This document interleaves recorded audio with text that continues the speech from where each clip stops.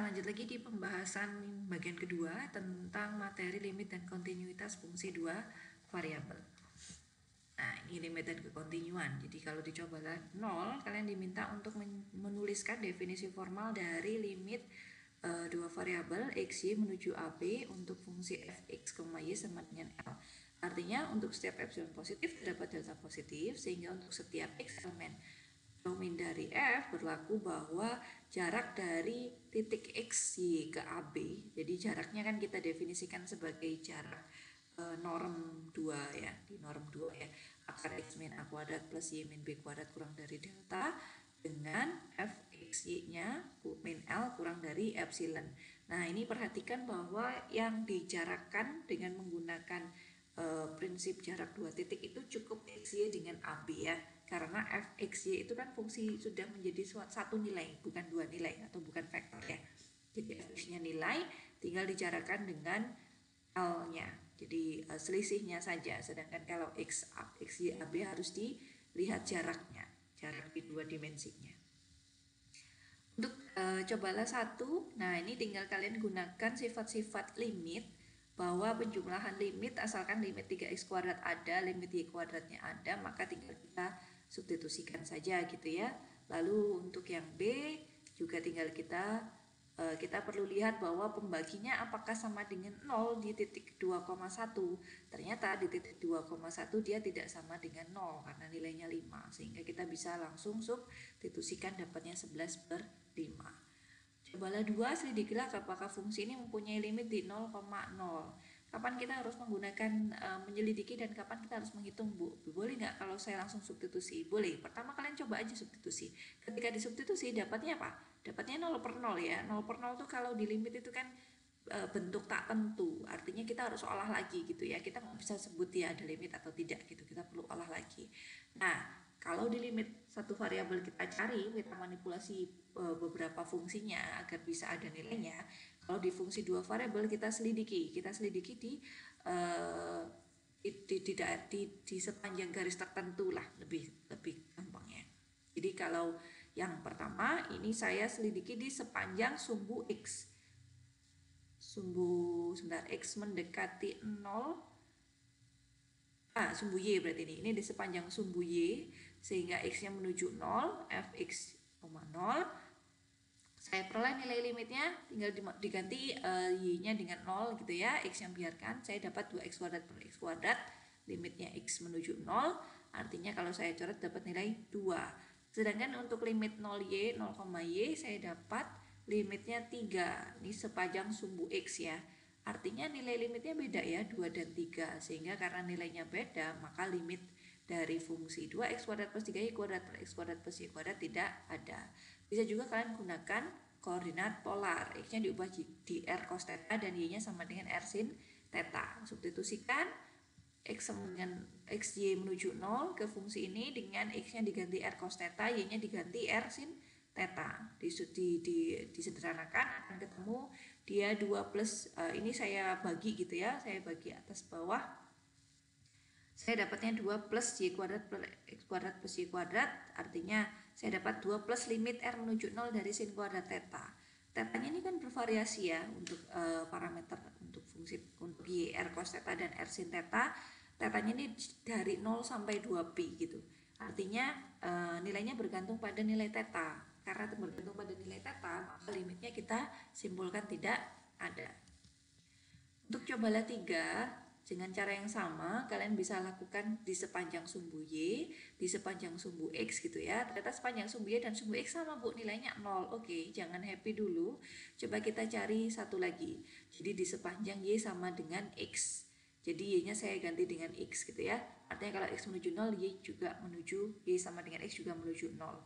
Mengganti Y dengan X, saya dapat nilainya setengah. Oke, karena nilainya setengah, yang lainnya 0, nggak sama ya, jadi nilai limitnya tidak ada. Untuk cobalah 4E, ini menggunakan prinsip Apit. Di soal sudah diberikan hint bahwa kita gunakan sifat modulus dari x per akar x kuadrat plus y kuadrat kurang dari sama dengan 1. Artinya min 1, 1, X per akar X kuadrat plus Y kuadrat ada di tengah gitu ya, di antara lebih dari min 1 kurang dari 1. Saya kalikan kanan kiri dengan X pangkat 4/3. Nah ini harus kalian cermati, kenapa bisa saya kalikan, ini dikalikan dengan X pangkat 1/3 ya. X pangkat 1/3, hati-hati, X nya bisa bernilai positif ataupun negatif, tapi karena nilai fungsi kita di antara min 1 dan 1, dia tetap berlaku min X pangkat 4/3 di antara min X 4/3 lebih kecil dari fungsinya dikurangi X pangkat 4/3. Saya limitkan menuju 0 dari 0 dari sebelah kiri dan sebelah kanan, tengahnya juga jangan lupa dilimitkan, sehingga saya peroleh limit kirinya 0, limit kanannya 0, sehingga limit fungsinya juga pasti 0. Kan kiri dan kanannya 0, berarti dia nggak mungkin kemana-mana, dia akan nggak 0 juga gitu ya. Oke, cobalah 5. Ini dicoba membuktikan mendekati XY00 melalui Y sama dengan MX. Jadi tinggal mengganti Y nya dengan MX gitu ya, mengganti Y nya dengan MX. Kemudian Y nya MX, kalian selesaikan, X nya menuju 0, ketemunya M per 1 plus M kuadrat. Artinya apa? Artinya nilai limitnya masih bergantung terhadap M. Padahal ini kan M-nya bebas ya, tidak ada nilai khusus ya. Jadi saya bisa ambil M-nya 2, 1, min 3, min 100, 1000 gitu ya. Artinya karena bergantung terhadap M, maka nilai limitnya tidak ada. Cobalah 6, bisa mendekati melalui Y sama dengan MX, bisa mendekati melalui Y sama dengan X kuadrat. Nah ini bisa dipastikan bahwa garis yang digunakan itu dilewati oleh titiknya gitu ya. Kenapa Bu kok bisa pakai Y sama dengan MX? Karena 0,0 melewati di Y sama dengan MX ya. Bentar.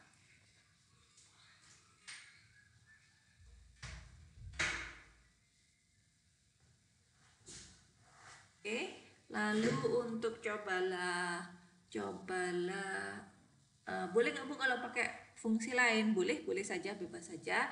Yang pasti pastikan bahwa garisnya itu dilewati adalah 0,0 ya. Mana lagi? Jadi kesimpulan apa yang bisa ditarik? Bahwa limitnya tidak ada. Kenapa? Karena satunya limitnya 0, satunya limitnya setengah. Bisa juga menggunakan koordinat polar. Oke, koordinat polar jangan-jangan ada nih kalau pakai koordinat polar. Seharusnya tidak ada ya. Kalau sudah jelas bahwa dari pendekatan dua garis Y sama dengan MX dan Y sama dengan X kuadrat saja sudah tidak ada nilai limit, seharusnya lewat polar pun juga tidak ada. Cuman kita mau buktikan bahwa dia tidak ada dengan menggunakan koordinat polar ya. Oke, kita ganti X-nya jadi R cos theta, kita ganti Y-nya jadi R sin theta, sehingga diperoleh limitnya ini. Nah, ini artinya apa? R menuju 0 itu dia nilainya 0/0 ya. Kalau saya coret pun ini jadi cos kuadrat theta sin theta, ini jadi R pangkat 1. Nggak bisa juga. Ini R-nya bawaannya ini ya. Jadi nggak bisa disederhanakan juga. Artinya 0/0 bentuk tak tentu. Kita nggak bisa menyimpulkan apa-apa. Karena masih bergantung sama R sama theta, bahkan nilainya juga tidak ada. Untuk yang ketujuh, ini mencari daerah kekontinuan fungsi. Daerah kekontinuan fungsi, asalkan fungsinya fungsi polinom, fungsi transenden, fungsi trigono, maka kekontinuannya itu adalah yang membuat daerah fungsinya terdefinisi. Oke, jadi untuk kondisi ini, len itu nilai lennya harus lebih dari 0 ya. Kalau 0 dia tidak terdefinisi. Pecahan pun masih terdefinisi, asalkan nggak 0 dan tidak negatif. Harus positif, 1 min X kuadrat min Y kuadratnya. Sehingga daerahnya di X kuadrat plus Y kuadrat kurang dari 1. Dan ini tidak lain adalah daerah di dalam lingkaran berjari-jari 1 ya. Jadi ada lingkaran jari-jari 1, satunya nggak ikut ya. Jadi pas di garisnya dia nggak ikut, dalam daerahnya aja.